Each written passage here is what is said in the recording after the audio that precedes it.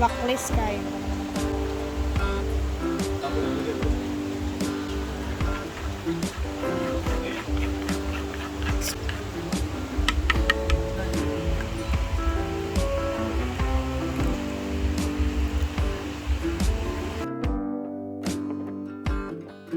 Meron tayong hotdog dito na pinirito. Ayan siya. Natural lang to na. Ito yung hotdog na jumbo size. Tapos pinirito ko lang sa kinat ko ng ganitong style. Ililipat na natin siya sa kanyang sasaglit lang naman maluluto yung hotdog. No? Parang ano lang to siya guys. Fun recipe. Naisipan ko lang siyang gawin. Lagay tayo ng mantika. Gagawin natin, meron akong chopstick dito kasi tinuhog ko siya sa chopstick. And then, wait kung anong gagawin natin neto next. Pwede mo itong i-try sa mga kids ninyo, kung gusto nyo, kasi di ba hotdog. So, pwede din naman yung buong hotdog. Kaso, konti lang yung natirang hotdog na dito sa tindahan ni Ate Sita. So, ito lang talaga yung nabili ko dyan. And, ayan. So, I think mainit na to. Ayan, bumubula na siya.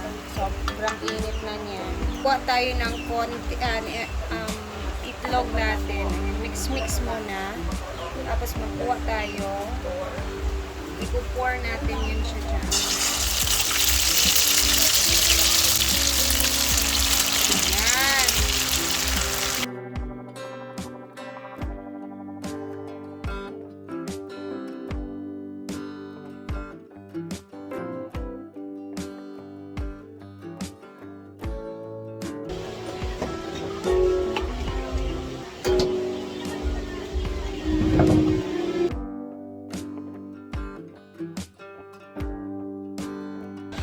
So, ayan na siya. Siyempre, tikman natin kung ano yung lasa niya. Ha? So, ayan. Tikman na natin siya. Isawsaw natin siya sa ating ketchup.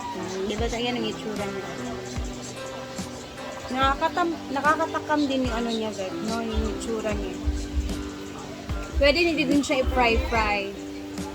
Yung parang brownish ba?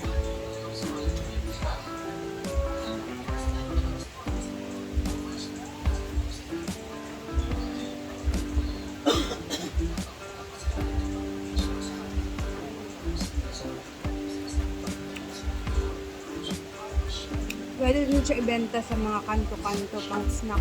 Hi, love! Kasi, tulog naman siya. Wow! Bagong ahit! Hello? Actually, yung ginagamit, gusto kong gamitin neto is yung barbecue stick. Kaya wala akong barbecue stick. Hindi ako nakabit-bit. So, ito na lang muna yung ginamit ko. Ito na muna yung may chopstick yung kunin mo. Okay, ito kani. O, tapos isawsaw mo dyan. With egg. With hot dog.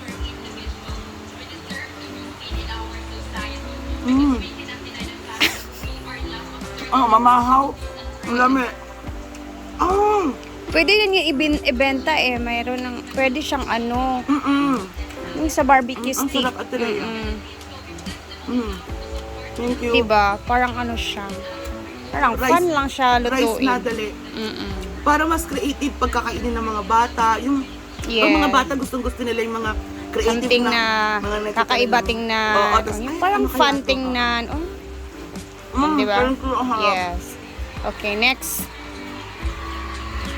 Kanang emojel, okay. Bago pa na. Kanang pinakalas ka na. Kani? So, ito siya nga kuhan. Egg earth. Ano to? Parang pwede siya street foods na pwede ibenta street foods. Like, di ba? Oh, di ba? Ito siya, stock na ako. Parang may hotdog ito. Oh, mura lang yung hotdog nga kuan gi-mix. Okay, si Diva naman, syempre kailangan natin kailangan natin patikim yung HRM ng ang grupo natin. Init ha. Right area tanan. Beshi, you're here! Kulang pa. Lami siya kay kainit ka na. Init. Sarap. Perfect. Pwedeng-pwede sa mga kids. Ngayon lang niya inisip ni Rhea. Oo. Guys, wala talaga akong maisip kung anong maluluto ko. So, what if pagsamahin ko tong dalawa? What is made of? It's just itlog and wala yung Ito na lang. Duto mo sa Meron parang ketchup na Alam nyo, simple itlog na to at hotdog, pero the design is very very unique. Charot. Parang street food, no? You know what? Favorite talaga na ako itlog. that's fried. Kahit anong luto. Fry na itlog. Ever mo itlog na. Mm. Ano lang. Good for 20 pesos. Masarap to, bintang. Pwede na to mga siguro. 10 kung ibibenta niyo sa school or somewhere, street foods. Pwede. Papatikman natin to kantisita kay Shanshan. You want some, Shan? Ayo.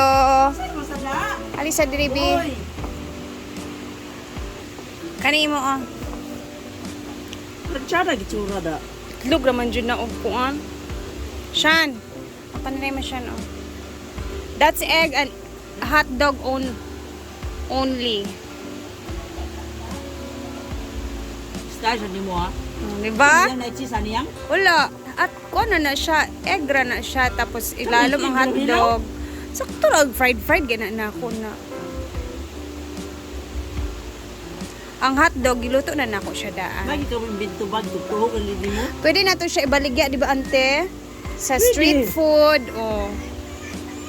Pwede na.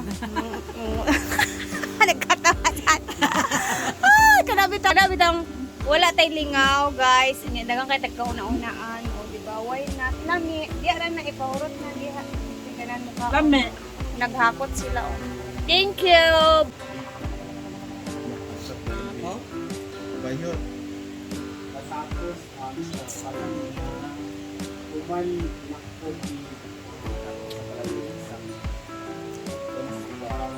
Rap. Lami siya. Ang pusa. We're eating. Hala. Masarap siya pag mainit-init pa siya. And i-brownish mo yung yung kanang itlog.